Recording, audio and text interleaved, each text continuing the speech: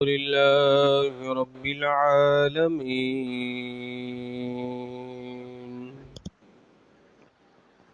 والعاقبة للمتقين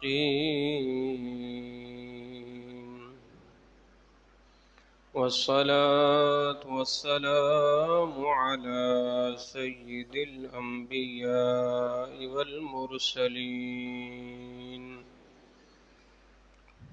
وعلى آله وأصحابه أجمعين. أما بعد، فأعوذ بالله من الشيطان الرجيم. بسم الله الرحمن الرحيم. قال الله تبارك وتعالى في القرآن المجيد والفرقان الحميد: والذين آمنوا وعملوا الصالحات وآمنوا بما نزل على محمد وهو الحق من ربهم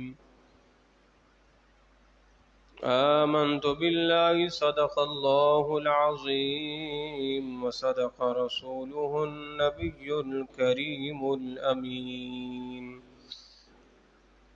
ونحن على ذلك لمن الشاهدين والشاكرين، والحمد لله رب العالمين. قال الله تبارك وتعالى في شان حبيبه مخبرا وآمرا ببركة إن الله وملائكته يصلون على النبي يا أيها الذين آمنوا صلوا عليه وسلموا تسليما. اللهم صل على النبي الأمي وآله وأصحابه صلى الله عليه وسلم صلاة وسلام عليك يا سيدي يا رسول الله. الصلاة والسلام عليك يا سيدي يا حبيب الله. مولاي صل وسلم دائما أبدا على حبيبك خير الخلق كلهم. يا رب بالمصطفى بلغ مقاصدنا واغفر لنا ما مضى يا واسع الكرم. صدیق عکس حسن کمال محمد است، فاروق ذل جاہو جلال محمد است، عثمان ضیاء شمع خصال محمد است، حیدر بہار باغ خصال محمد است. الہی بحق بنی فاطمہ کے برقول ایمان کنی خاتمہ، اگر دعوتم رد کنی ور قبول منو دست و دامان آل رسول. الہی تو آسان کنی مشکلات، تو فعل محمد علیہ الصلاۃ. حمد و ثنا کے بعد محترم و محتشم عزیزان گرامی قدر، بارگاہ رب العزت میں دعا گو ہوں. اللہ رب العزت ہم تمام کی نماز جمعہ کی حاضری کو اپنی بارگاہ میں قبول اور منظور فرمائیں.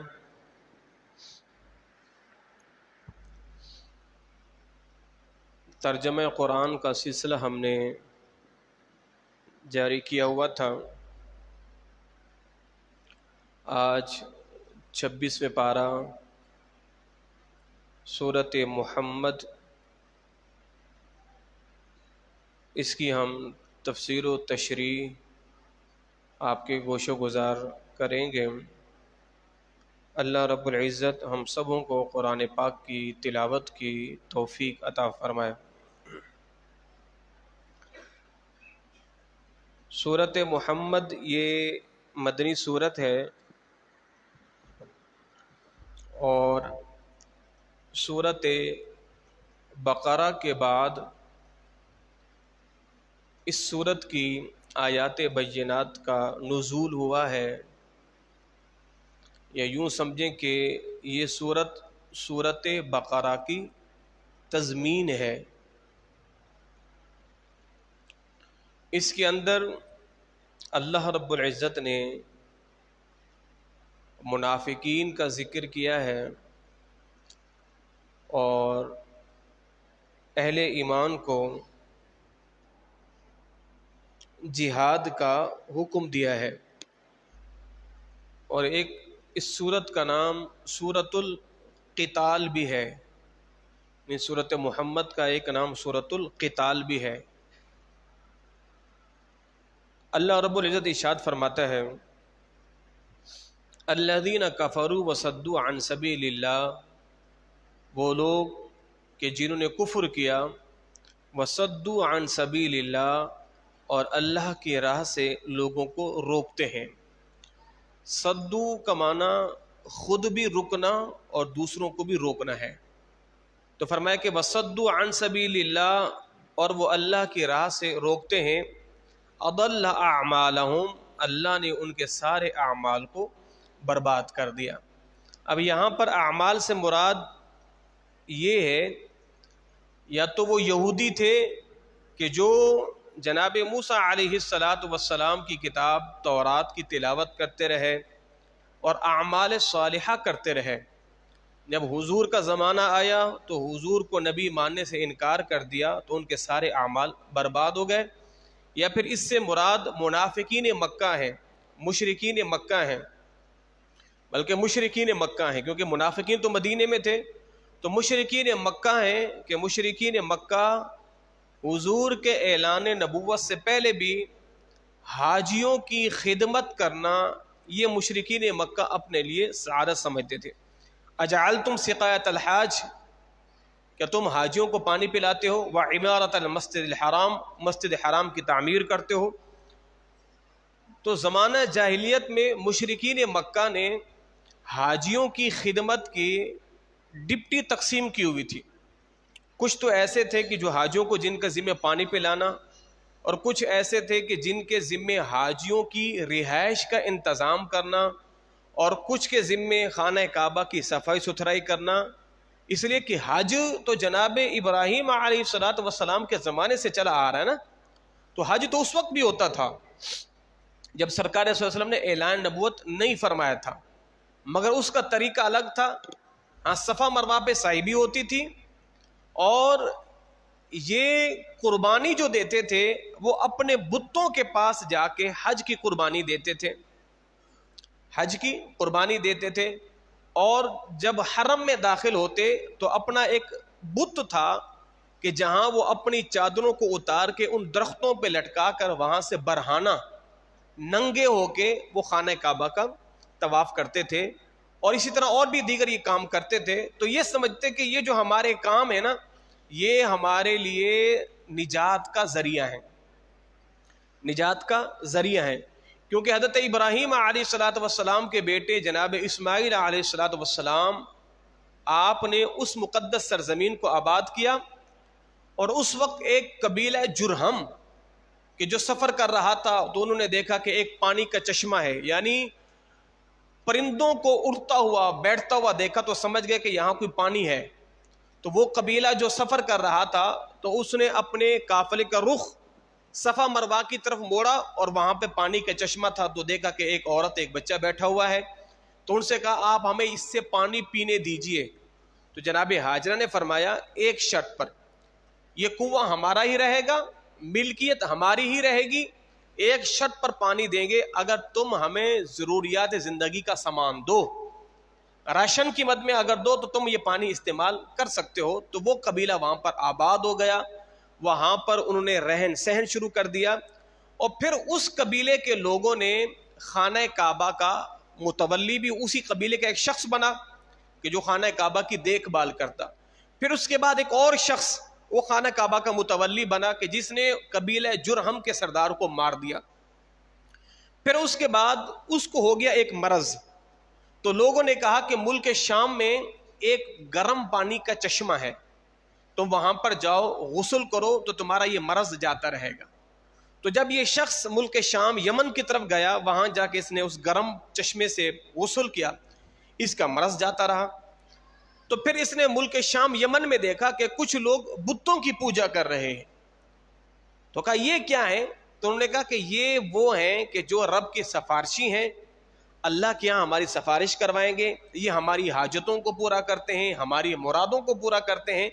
تو وہ پہلا بدبخت شخص تھا کہ جس نے ملک شام یمن سے بتوں کو لا کر مکۃ المکرمہ میں بسائے تھے. پھر وہ وہاں سے بت لایا.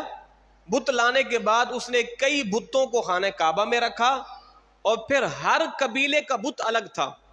یعنی آپ اگر دیکھیں طائف والوں کا بت الگ، قریش والوں کا بت الگ، بہت سے قبیلوں والوں کے الگ الگ بت، اور ہر بت کا ایک نام تھا، اور سارے ان بتوں کی پوجا پاٹ میں شروع ہو گئے. تو وہ بدبخت جس نے خانہ کعبہ میں بتوں کو رائج کیا، اور خانہ کعبہ میں 360 بت تھے، تو سب سے بڑا بت جسے ہوبل بھی کہتے ہیں اور حبل بھی کہتے ہیں، وہ تھا کہ جو انسانی شکل میں جس کی نقش و نگاری کی گئی تھی. سب سے بڑا بت حبل جو ہے وہ خانہ کعبہ کے اندر نصب تھا کہ جب میرے مدنی آقا نے فتح مکہ فرمایا تو اس وقت سرکار نے ان 360 بتوں کو گرا دیا. تو یہ وہ شخص تھا کہ جس نے خانہ کعبہ میں بتوں کو لا کے بسایا تھا. تو یوں جو ہے وہ سلسلہ چلا. تو اب یہ لوگ جو تھے اس زمانے میں حاجیوں کو پانی پلانا، حاجیوں کو کھانا کھلانا، مسجد حرام کی تعمیر کرنا، مسجد حرام کی خدمت کرنا، تو یہ اپنے عالی نیک اعمال سمجھتے تھے. اور قرآن نے کیا کہا؟ وَصَدُّوا عَن سَبِيلِ اللَّهِ، اللہ کی راہ سے لوگوں کو روکتے ہیں. أَضَلَّ أَعْمَالَهُمْ، اللہ نے ان کے سارے اعمال کو برباد کر دیا ہے. بغیر ایمان کے دنیا میں سارے اچھے کام کر لیں، وہ اچھے کام کسی کام کے نہیں ہیں اگر آپ کے پاس دولت ایمان نہیں ہے. یعنی اگر کوئی شخص مسلمانوں سے بھی اچھے کام کرے، غریبوں کو کھانا کھلائے، لوگوں کو اذیت نہ دے، لوگوں کے ساتھ ہمدردی کرے، مگر ایمان نہیں ہے تو اللہ اس کا ایک عمل بھی قبول نہیں کرے گا. اعمال کی قبولیت کے لیے پہلی شرط ایمان باللہ. اگر ایمان باللہ ہی نہیں ہے تو پھر سارے اعمال، صالح اعمال، خیر خواہی والے، صدقہ و خیرات والے، وہ کسی کام کے نہیں ہیں. اور یہ بھی رب کا کرم دیکھیں، رب کا فضل دیکھیں، اللہ انہیں اس کی جزا دنیا میں دے دیتا ہے، آخرت میں تو نہیں ہے. اگر کوئی کافر اچھے کام کرتا ہے تو اللہ اسے اس کی جزا دنیا میں دے دیتا ہے، مگر آخرت میں اس کے لیے کوئی حصہ نہیں ہے. آخرت میں میرے مدنی آقا صلی اللہ علیہ وسلم نے ارشاد فرمایا، اگر آخرت اور دنیا تو حقیر چیز ہے، اور اگر اللہ رب العزت کی بارگاہ میں دنیا کی اہمیت مچھر کے پر سے بھی زیادہ حقیر ہے، اگر اس کی اہمیت مچھر کے پر کے برابر بھی ہوتی تو شاید اللہ انہیں دنیا کی ایک نعمت بھی نہ دیتا. تو دنیا کی کوئی اہمیت ہی نہیں، کوئی قدر و قیمت نہیں ہے، تو اللہ رب العزت نے انہیں دنیا کی نعمتیں دی، اور آخرت میں صرف مسلمانوں کے لیے ہی ہے. اللہ رب العزت آگے ارشاد فرماتے ہیں والذین آمنوا وعملوا الصالحات، اور وہ لوگ جو ایمان لائے اور اچھے اعمال کیے، وآمنوا بما نزل علی محمد، اور ایمان لائے اس پر کہ جو ہم نے محمد صلی اللہ علیہ وسلم پر نازل کیا ہے. اب سرکار مدینہ صلی اللہ علیہ وسلم کا نامی اس میں گرامی قرآن پاک میں لفظ محمد وہ 4 مرتبہ آیا ہے، اور اس کے علاوہ جہاں بھی آیا ہے محمد الرسول اللہ، یا ایھا المزمل، یا ایھا النبی، یا ایھا المدثر، ان القابات کے ساتھ اللہ نے اپنے حبیب کو پکارا ہے. اور تو قرآن میں 4 مرتبہ آیا ہے. فرمایا کہ جو ہم نے نازل کیا اپنے نبی محمد پر، وَهُوَ الْحَقُّ مِن رَبِّهِمْ، اور یہ حق ہے ان کے رب کی طرف سے، کفر عنہم سیئاتہم، اور اللہ رب العزت ان کے گناہوں کو مٹا دے گا. کن کے گناہوں کو؟ کہ جو حضور پر ایمان لے آئے، اور جو اللہ نے حضور پر قرآن اتارا اس پر بھی ایمان لے آئے، اللہ ان کے گناہوں کو مٹا دے گا. وَأَصْلَحَ بَالَهُمْ، اور اللہ ان کے اعمال کو درست فرما دے گا، اللہ انہیں خیر کے کام کرنے کی توفیق عطا فرما دے گا. پھر آگے ارشاد فرمایا ذَلِكَ بِأَنَّ الَّذِينَ، بے شک وہ لوگ، كَفَرُوا اتَّبَعُوا، کہ جنہوں نے اتباع کی الباطل باطل کی، وَأَنَّ الَّذِينَ آمَنُوا اتَّبَعُوا الْحَقَّ مِن رَبِّهِمْ، اور جن لوگوں نے اتباع کی حق کی جو کہ ان کے رب کی طرف سے ہے، كَذَلِكَ يَضْرِبُ اللَّهُ لِلنَّاسِ أَمْثَالَهُمْ، اللہ یوں ہی لوگوں کے لیے مثالیں بیان فرماتا ہے۔ قرآن پاک میں اللہ رب العزت نے مچھر کی مثال دی ہے، مکھی کی مثال دی ہے، مکڑی کی مثال دی ہے۔ اب کافر کہتے تھے اللہ بھلا مچھر کی مثال دے کے کیا بیان کرنا چاہتا ہے، اتنی حقیر چیز کی مثال؟ تو کیا فرمایا، ان اللہ لا یستحیی ان یضرب مثلا ما بعودۃ فما فوقها، اللہ رب العزت مچھر یا مچھر سے بھی حقیر شے کی مثال دینے سے حیا نہیں فرماتا، اللہ بیان فرماتا ہے۔ تو قرآن پاک میں اللہ نے بارہا مثالیں بیان فرمائی ہیں۔ اللہ نے کافروں کے اعمال کی مثال بیان فرمائی ہے، کس طرح؟ وہ اس طرح کہ آپ نے کبھی کبھار دیکھا ہوگا کہ جب آپ کسی روڈ پہ سفر کریں نا، کسی موٹر وے، ہائی وے، نیشنل وے، تو آپ دور دیکھیں گے تو آپ کو سڑک پر پانی نظر آئے گا۔ اب آپ کی گاڑی جیسے قریب جائے گی تو آپ کو پانی نظر نہیں آئے گا، اس کو سراب کہتے ہیں۔ اور سورۃ نبأ کے اندر بھی اللہ نے ارشاد فرمایا ہے۔ تو اللہ نے کافروں کے اعمال کی مثال اس پانی کی بتائی ہے کہ جسے دیکھنے والا دور سے پانی گمان کرتا ہے، اور قریب ہے کہ لوگ اپنے شلواریں بھی اٹھا لیں کہ کہیں پانی میں ہم بھیگ نہ جائیں۔ اللہ فرماتا ہے کافروں کے اعمال کی مثال بھی یہی ہے کہ وہ اپنے اعمال کو اپنے لیے آخرت میں نجات کا ذریعہ سمجھتے ہیں، جبکہ ان کے اعمال اس پانی کی طرح ہیں کہ جب قریب جاتے تو بندہ اس کو پانی نظر ہی نہیں آتا۔ تو قرآن پاک میں اللہ نے اس قدر جو ہے وہ مثالیں بیان فرمائی اپنے بندوں کو سمجھانے کے لیے۔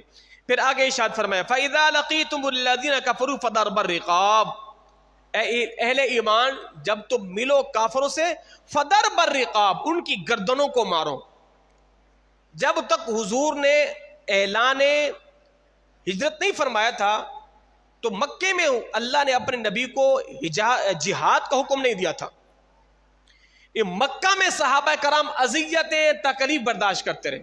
اس کی واضح مثال حضرت سمیہ رضی اللہ تعالی عنہ کی ذات ہے، جناب عمار بن یاسر کی والدہ، اسلام کی پہلی شہیدہ ہی عورت ہے کہ جس نے اسلام کے لیے اپنی جان کا نذرانہ دیا، وہ پہلی عورت ہے حضرت سمیہ۔ اللہ اکبر، ابو جہل نے پکڑا ہوا ہے حضرت عمار بن یاسر، جناب یاسر کے والد جناب عمار کو اور ان کی والدہ کو باندھ کے رکھا ہوا ہے، اور ابو جہل کیا کہہ رہا ہے، اے سمیہ تم پیچھے آ جاؤ، واپس پلٹ آؤ۔ ان کے بت کون تھے؟ ایک تو خانہ کعبہ کے اندر ہبل تھا، اور اس کے علاوہ لات و منات، عزا، یہ خانہ کعبہ میں تھے۔ تو کہا دیکھو واپس پلٹ آؤ۔ جناب سمیہ رضی اللہ تعالی عنہ نے انکار کر دیا، اور اس نے ایسی کوئی بات کی جناب سمیہ رضی اللہ تعالی عنہ نے ابو جہل کے منہ پر تھوک دیا۔ اللہ اکبر، مورخین محدثین جب اس واقعے کو بیان کرتے ہیں تو ان کے قلم بھی اشک بار ہو جاتے ہیں۔ اس کم بخت ابو جہل نے وہ نیزہ لیا، وہ چھرا لیا، اور اس کو جناب سمیہ رضی اللہ تعالی عنہ کے اندر مار دیا۔ یہ پہلی شہید تھی جناب سمیہ، اور سرکار مدینہ وہاں سے گزر رہے تھے اور ان کو دیکھا اس حال میں، اور کیا فرمایا، اسبرو اسبرو اسبرو، صبر کرو صبر کرو صبر کرو۔ جناب خباب کو اذیتیں ملتی رہیں، حضور نے فرمایا صبر کرو صبر کرو صبر کرو۔ کئی صحابہ کرام کو اذیتیں، اس لیے کہ اللہ نے جہاد کا حکم نہیں دیا تھا۔ اب سرکار نے ہجرت کا اعلان دیا، اب جیسے مدینے پہنچے اب انہوں نے پھر صحابہ کرام کو مدینے میں جا کے اذیت دینا شروع کی، تو اللہ نے کہا اذن للذین یقاتلون بانہم ظلموا، اے نبی اب تمہیں رب حکم دیتا اب ان سے جہاد کرو، مرو یا مارے جاؤ۔ اب اللہ تمہیں جہاد کا حکم دیتا ہے، ملعونین اینما ثقفوا واخذوا وقتلوا تقتیلا، ان بدبختوں کو جہاں کہیں پاؤ وہیں ان کی گردنیں مار ڈالو۔ تو جب تک حضور مکے میں تھے صحابہ نے اذیتیں برداشت کی۔ اللہ اکبر۔ تو آگے کیا ارشاد فرمایا، فَإِذَا لَقِيتُمُ الَّذِينَ كَفَرُوا فَضَرْبَ الرِّقَابِ، جب تم انہیں پاؤ ان کی گردنوں کو مارو، حَتَّى إِذَا أَسْخَنْتُمُوهُمْ، انہیں خوب ٹھنڈا کر ڈالو، ان کی طاقتوں کو توڑ ڈالو، فَشُدُّ الْوَثَاقِ، پھر ان کو باندھ دو، ان کو مارو ان کو لہو لہان کرو، ان کی جنگی طاقت کو نیست و نابود کرو، پھر ان کو باندھ دو درختوں کے ساتھ. فَإِمَّا مَنًّا بَعْدُ وَإِمَّا فِدَانٍ، اب تمہاری مرضی ہے، چاہو تو انہیں تم بطور احسان آزاد کر دو یا ان سے فدیہ لے کے ان کو چھوڑ دو، ان سے فدیہ لے کے. اب بدر کا جو مارکہ ہوا نا، کہ بدر کے میدان میں سرکار نے فدیہ لے کے چھوڑا تھا، یہ سورت محمد کی یہ آیت اللہ نے پہلے نازل فرما دی تھی. اب آپ کی مرضی ہے، چاہے تو فدیہ لے کے چھوڑ دے یا احساناً چھوڑ دے. تو اللہ نے فرمایا اے نبی اگر ہم نے پہلے حکم نازل نہ کیا ہوتا تو پہلے یہ حکم نازل ہو چکا تھا. تو حضور نے فدیہ لے کے لوگوں کو چھوڑا. اے نبی اب آپ کی مرضی، چاہے تو بطور احسان چھوڑ دے یا پھر فدیہ لے کے چھوڑ دے. حتی تدع الحرب اوزارہا، یہاں تک کہ اب وہ پیچھے ہٹ جائیں، آج کے بعد مسلمانوں سے لڑیں گے نہیں. آج ایک سوال پیدا ہوتا ہے، یہ جو دہریت ہے نا، آج دین کے اندر نئے لوگ آ جائیں. بھئی اسلام کے اندر جہاد ہے ہی کیوں؟ اسلام لڑنے کا حکم دیتا ہی کیوں ہے؟ جیو اور جینے دو، خود اپنی راہ میں لگے رہو، لوگوں اپنی راہ میں چھوڑ دو. نہیں، اس لیے یہ زمین اللہ کی ہے، یہ آسمان اللہ کا ہے، اس کائنات کو بنایا اللہ نے ہے. تو جس نے بنایا ہے وہ یہ چاہتا ہے کہ زمین میری، اس کا بادشاہ میں ہوں، اس کا مالک میں ہوں، اس کے اندر نظام بھی میرا ہی چلے گا. تم ان سے لڑو، تم ان سے لڑو. تو باہر ایک بندہ کہتے جناب مسلمان، جبکہ اسلام نے جب جب جہاد کیا ہے، جہاد سے امن آیا ہے، فساد نہیں ہوا. جہاد سے امن آیا ہے، جہاد نے فساد کا راستہ نہیں کھولا. اللہ اکبر. اللہ رب العزت کی شاد فرماتا ہے وَلَوْ شَاءَ اللَّهُ لَانْتَصَرَ مِنْهُمْ. اللہ تمہیں کیوں حکم دے رہا ہے؟ اب یہ ایک سوال پیدا ہوتا ہے، اگر اللہ چاہتا تو اللہ خود ہی لڑ لیتا کافروں سے، ہمیں کیوں کہا گیا؟ اللہ فرما رہا ہے وَلَوْ شَاءَ اللَّهُ لَانْتَصَرَ مِنْهُمْ. اگر اللہ چاہتا تو اللہ خود ان سے نبر آزمادہ ہو جاتا، تمہیں کیوں کہا ہے؟ وَلَكِنْ لِيَبْلُوَ بَعْضَكُمْ بِبَعْضٍ. اللہ تاکہ تم میں سے بعض کو بعض سے جانچنا چاہتا ہے، آزمانا چاہتا ہے کہ کون ہمارے حکموں پر پیرا عمل ہوتا ہے اور کون جسے اپنی جان عزیز گھر میں جا کے چھپ جاتا ہے. اللہ یہ دیکھنا چاہتا ہے. والذین قتلوا فی سبیل اللہ، اور ہاں جو اللہ کی راہ میں مارے جائیں، فلن یضل اعمالہم، اللہ ان کے اعمال کو ضائع نہیں کرتا. سیہدیہم ویصلح بالہم، اللہ انہیں ہدایت دیتا ہے اور ان کے اعمال کو درست فرماتا ہے. وَيُدْخِلُهُمُ الْجَنَّةَ عَرَّفَهَا لَهُمْ، اور اللہ انہیں جنت میں داخل فرمائے گا جس جنت کا تعارف اللہ نے ان سے پہلے فرما دیا ہے. قرآن کے اندر اللہ نے بارہا جنت کا تعارف فرمایا، جنت ایسی ہے، جنت ایسی ہے، جنت ایسی ہے. اور آگے کیا ارشاد فرمایا؟ اللہ اکبر. یہ ہے وہ آیت بینات کہ جس کا مصداق آج تک ہم نہیں بنے. اللہ کیا فرماتا ہے؟ یا ایھا الذین آمنو، اے ایمان والو، ان تنصروا اللہ ینصرکم، اگر تم اللہ کے دین کی مدد کرو گے تو اللہ بھی تمہاری مدد کرے گا. اگر تم اللہ کے دین کی مدد کرو گے تو اللہ تمہاری مدد کرے گا. اگر ساری زندگی بھی ہم اسی طرح تسبیح پکڑ کے بیٹھے رہے، اللہ کی مدد نہیں اترے گی. مدد کب اترے گی؟ جب آپ میدان میں اتریں گے. جب سرکار مدینہ حضور 313 کو لے کے گئے 1100 کے مد مقابل، حضور چاہتے تو مسجد نبی میں بیٹھ کے حضور تسبیح پڑھ لیتے، صحابہ کرام نہ جاتے. مگر رب کیا کہتا ہے؟ رب تمہیں آزمانا چاہتا ہے نا، تمہیں دیکھنا چاہتا ہے. ان تنصروا اللہ، تم اللہ کے دین کی مدد کرو، اللہ پھر تمہاری مدد کرے گا. صحابہ کرام جب 313 گئے تو 5000 فرشتے اترے کہ نہیں اترے؟ 1000 کے لیے اللہ نے 5000 فرشتے اتارے ہیں. 5000 فرشتے، سامنے 1000 کی تعداد کافروں کی ہو، یہاں 5000 فرشتے. اور صحابہ کرام کہتے ہیں ہمارے ہاتھوں میں لکڑیاں ہوتی، ابھی ہم کسی کو یوں مارنے لگتے اس کی گردن کٹ کے پہلے گر جاتی. جب جنگ ختم ہوگی ہم نے کہا بندہ نواز یہ کیا معاملہ ہے؟ اور میں ابھی تم مار رہے ہوتے تھے، جبریل اس کی پہلے گردن مار دیتا تھا. شرط کیا ہے؟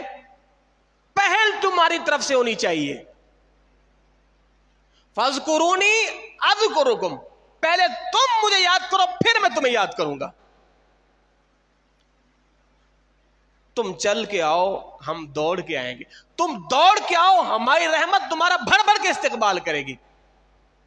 تم ایک بالش آؤ ہم ایک گز آئیں گے، تم ایک گز آؤ ہم ایک ہاتھ آئیں گے، تم ایک ہاتھ آؤ ہم چل کے آئیں گے، تم چل کے آؤ ہم دوڑ کے آئیں گے.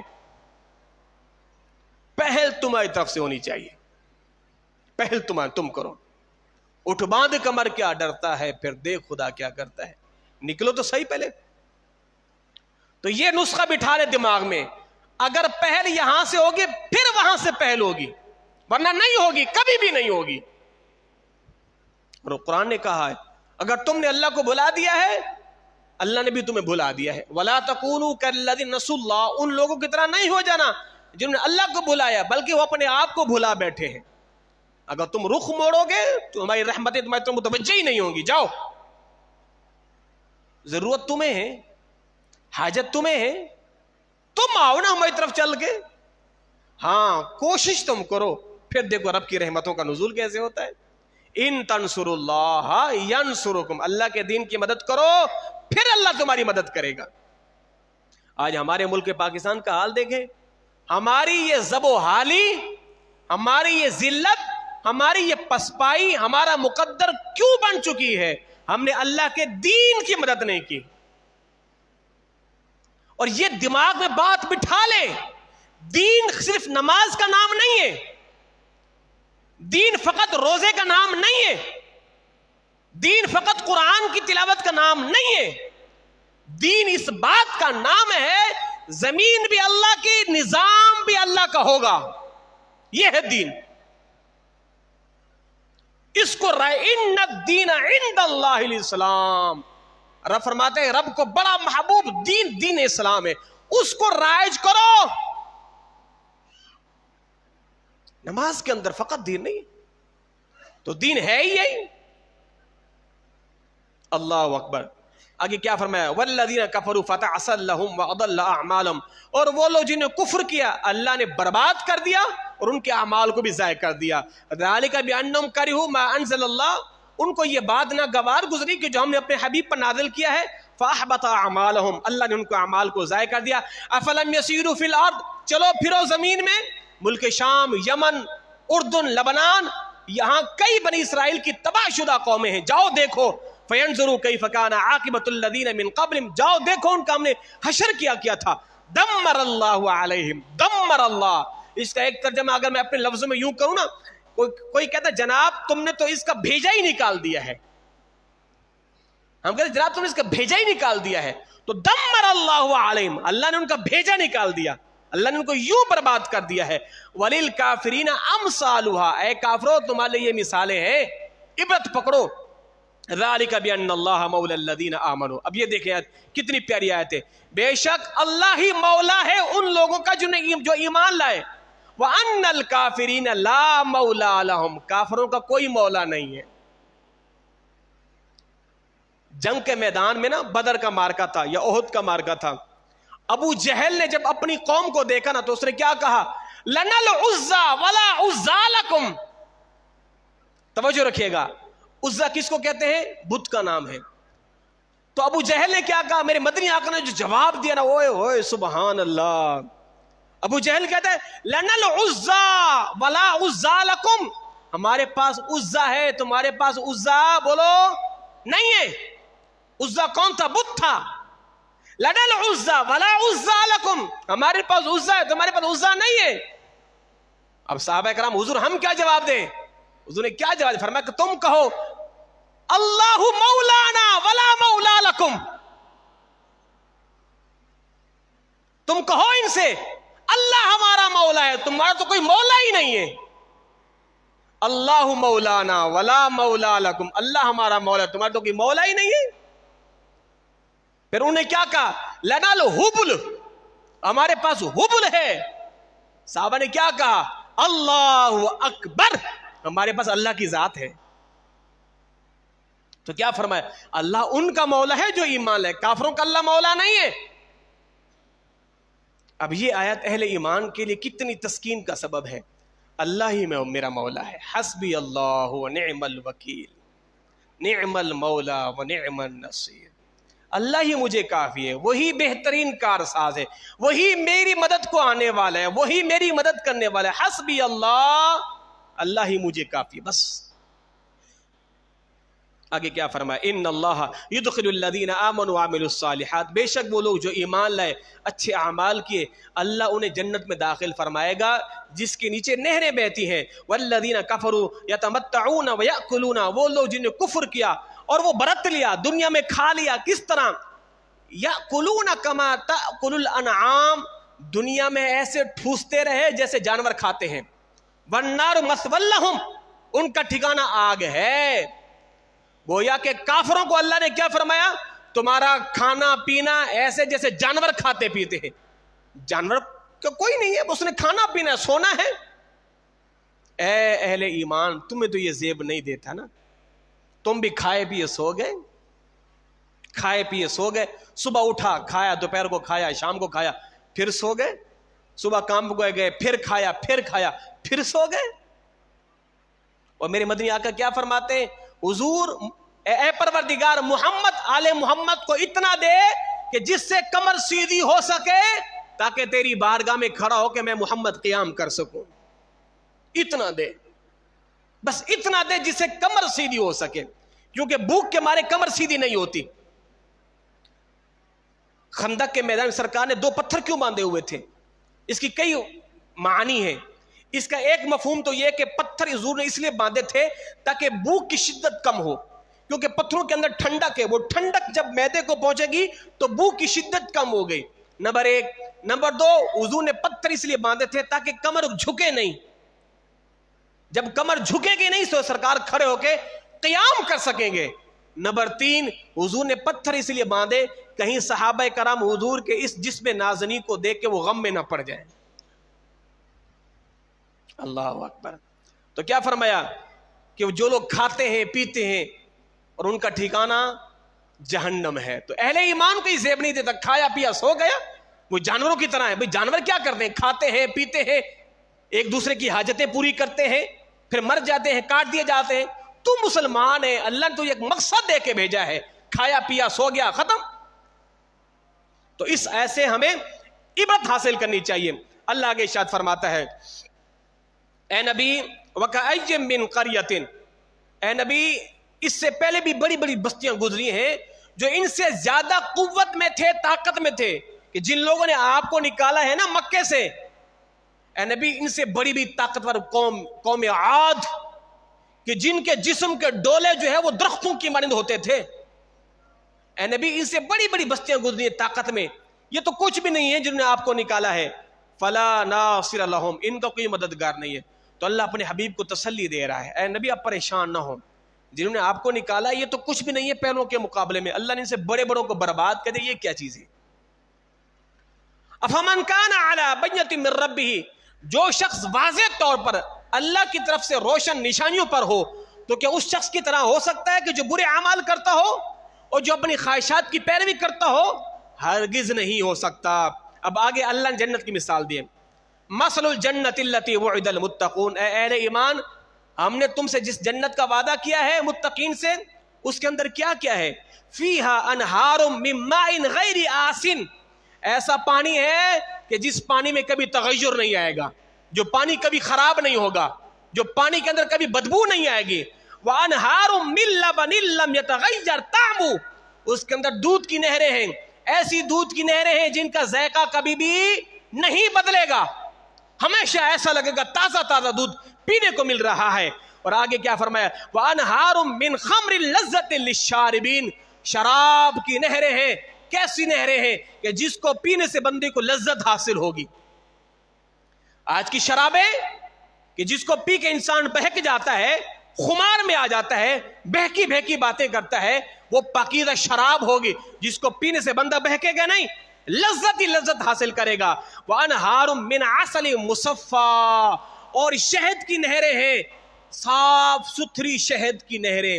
آج شہد کی مکھی کے پیٹ میں سے نکلتا ہے، مگر جنتی شہد کی مکھی کے پیٹ میں سے نہیں نکلے گا.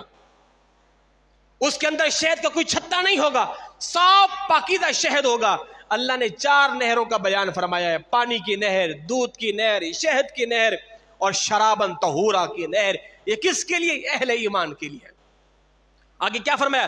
کمن ہوا خالدن فی النار، یہ تو تم ہو، تم اس کی طرح نہیں ہو سکتے کہ جو جہنم میں ہوں گے. وسقوا ماء حمیما، کہ جنہیں کھولتے وہ پانی پلایا جائے گا. فقطع امعاؤہم، اور پیتے ہی ان کی انتڑیوں کے ٹکڑے ٹکڑے ہو جائیں گے. ہاں، یہ گناہگاروں کا ہے، مسلمانوں کا نہیں ہے. اللہ ہمیں اس مائے حمیم سے محفوظ فرمائے اپنے حبیب کے صدقے. شرابن طہورا عطا فرمائے. ومنہم من یستمع الیک، اے نبی کچھ وہ ہیں، اب یہاں سے منافقین کا ذکر ہے. اے نبی جو آپ کو کان لگا کر سنتے ہیں اور جب نکلتے ہیں آپ کے پاس سے تو کیا کہتے ہیں؟ اوت العلم ماذا قال آنفا، یہ نبی کیا کہہ رہے ہیں ہمیں تو کچھ سمجھ نہیں آ رہی. جب سرکار جہاد کا کہتے تو وہ کیا کہتے؟ نہیں نہیں نہیں، جہاد نہیں. حضور نے کہا جہاد کرو تو کیا کہا؟ نہیں، ہم اہل مکہ سے جہاد کیوں کریں، وہ تو ہمارے رشتہ دار ہیں، ان کے ساتھ ہمارا الیک سلیک ہے، ہماری رشتہ داریاں ہیں، یہ اچھا کوئی کام تو نہیں ہے کسی کا خون بہانا. خون بہانا کوئی اچھا کام تو نہیں ہے. اللہ اکبر. اللہ رب العزت ارشاد فرماتا ہے اولئک الذین طبع اللہ علی قلوبہم، وہ لوگ جن کے دلوں پر اللہ نے مہر لگائی اور وہ اپنی خواہشات کے پیروکار ہیں، اور اللہ نے اہل ایمان کو ہدایت مزید عطا فرما دی، انہیں تقوی مزید عطا فرما دیا. فہل ینظرون الا الساعہ، تو یہ جو آج قیامت کا انکار کر رہے ہیں، وہ جب دیکھیں گے قیامت کو اچانک، فقد جاء اشراطها، جبکہ قیامت کی نشانیاں آ چکی ہیں. قیامت کی نشانی میں سے سب سے پہلی نشانی، سب سے بڑی نشانی میرے مدنی آقا کا مبعوث ہونا ہے. وہ نبی آخری نبی ہے، وہ نبی آ گیا، اب گویا کہ اب کسی نبی نے آنا ہی نہیں ہے، گویا کہ اب قیامت قریب ہے. تو قیامت کی نشانی میں سے پہلی نشانی سرکار کا نبی بن کے آنا، یہ پہلی نشانی ہے قیامت کی. بس اب کسی نبی نے نہیں آنا، اب قیامت قریب ہے. اقتربت الساعۃ وانشق القمر، جب سرکار نے انگلی کے اشارے سے چاند کے 2 ٹکڑے کر دیے، فرمایا کہ قیامت قریب آ چکی ہے. اب تو قیامت کی کئی نشانیاں پوری ہو چکی ہیں، اب قریب ہے. تو کیا فرمایا؟ فَأَنَّا لَهُمْ إِذَا جَاءَتْهُمْ ذِكْرَاهُمْ، جب آئے گی کوئی فائدہ نہیں دے گی. پھر آگے کیا فرمایا؟ فَعْلَمْ أَنَّهُ لَا إِلَهَ إِلَّا اللَّهُ، دیکھو جان لو اللہ کے علاوہ کوئی عبادت کے لائق نہیں. وَاسْتَغْفِرْ، اللہ حضور کو خطاب کر کے امت کو تعلیم دے رہا ہے. اے نبی بخشش طلب کرے آپ اپنے خاص کے لیے، اپنے عام کے لیے. واللہ یعلم متقلبکم ومثواکم، اللہ تمہارا رات کا سونا بھی جانتا ہے اور تمہارے دنوں میں ٹہلنے کو بھی جانتا ہے. تو اللہ رب العزت کی بارگاہ میں رجوع کرو. اللہ رب العزت ہم سبوں کو عمل کرنے کی توفیق عطا فرمائے. ابھی جو ہے یہ پنجاب کے اندر جڑاں والا میں ایک واقعہ پیش آیا ہے کہ جہاں قرآن جلایا گیا، معاذ اللہ ثم معاذ اللہ، اور پھر چند تحریروں پہ سرکار مدینہ خلفائے راشدین کو معاذ اللہ برے برے کلمات کہے گئے جو کہ پڑھنے کے قابل بھی نہیں ہے، اور یہ تحریریں لکھ کے پھیلائی گئی، اور پھر جس سے فسادات ہوئے. مسلمانوں نے عیسائیوں کے گرجا گھروں کو جلایا، عیسائیوں کے گھروں کو نقصان پہنچایا. ہم ببانگ دہل اس کی پرزور مذمت کرتے ہیں، ایسا بالکل نہیں ہونا چاہیے. مگر جو بات کرنے لگا ہوں، اس مارکے کو اب ایک نئی خبر یہ بھی چل رہی ہے کہ اس کے پیچھے انڈیا کا ہاتھ ہے. اس نے تحریریں جو ہے وہ علاقے میں پھیلوا کے مسلمانوں اور عیسائیوں میں فسادات کروائے ہیں. یہ ایک الگ بات ہے، مگر میں یہاں پر جو بات کرنے لگا ہوں، اس معاملے کو پوری دنیا میں اٹھایا جا رہا ہے اور پاکستان کی جو ہے وہ بدنامی کی جا رہی ہے، مسلمانوں کی بدنامی کی جا رہی ہے، اور کئی نام نہاد مسلمان بھی مسلمانوں کو کوستے نظر آ رہے ہیں.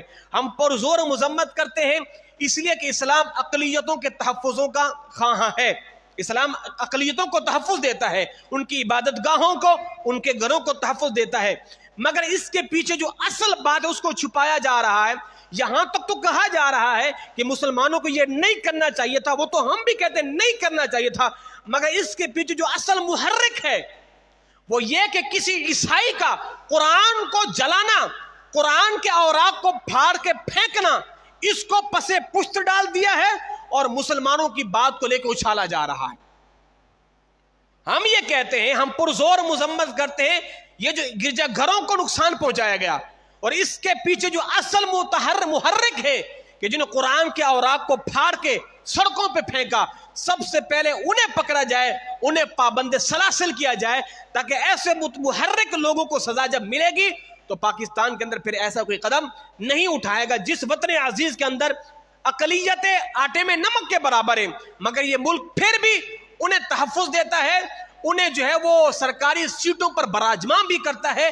یہ پاکستان کا اتنا بڑا ظرف ہے, اس کے باوجود جس ملک میں رہو ان مسلمانوں کو تکلیف دینے کی تم قرآن کو پھاڑو, قرآن کے اوراق کو سڑکوں پہ پھینکو, یہ ہرگز مسلمان کبھی برداشت بولو نہیں کریں گے. تو ہم اس کی پرزور مذمت کرتے ہیں کہ جو گرجا گھروں کو جلایا گیا, عیسائیوں کے گھر کو تکلیف دی گئی, اور اس سے بڑی مذمت ہم ان عیسائیوں کی کرتے ہیں کہ جنہوں نے قرآن کے اوراق کو پھاڑا ہے. آج ہمارے نام نہاد مسلمانوں کو تو کوس رہے ہیں, مگر اس بات کو بھول گئے کہ جو بدبخت نے قرآن کو پھاڑا ہے. اللہ رب العزت ایسے دشمن دین اسلام کو نیست و نابود فرمائے اور میرے ملک پاکستان کی حفاظت فرمائے.